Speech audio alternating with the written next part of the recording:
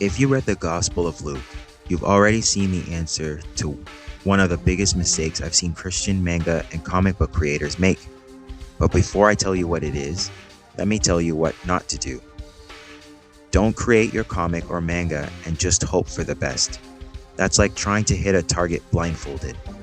You'll spend months, maybe years, second-guessing every decision like me.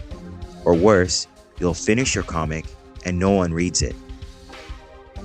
If you're trying to self-publish like I am, I want to give ourselves every chance to succeed. So what do we do instead? I realized something while studying Jesus' parables in Luke. So Luke 15,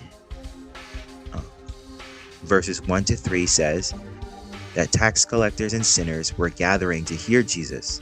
The Pharisees were criticizing him. And then it says, so Jesus told them this parable. Here's what stood out to me.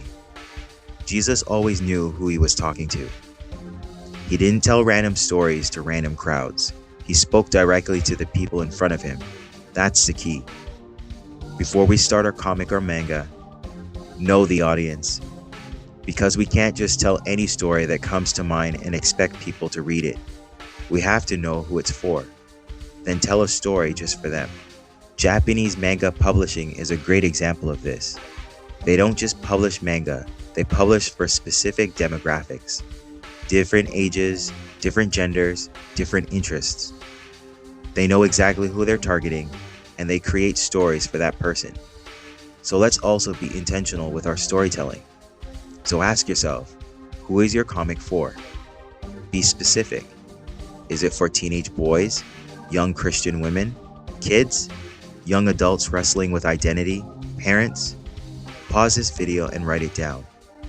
If you don't know who you're talking to, who's going to listen?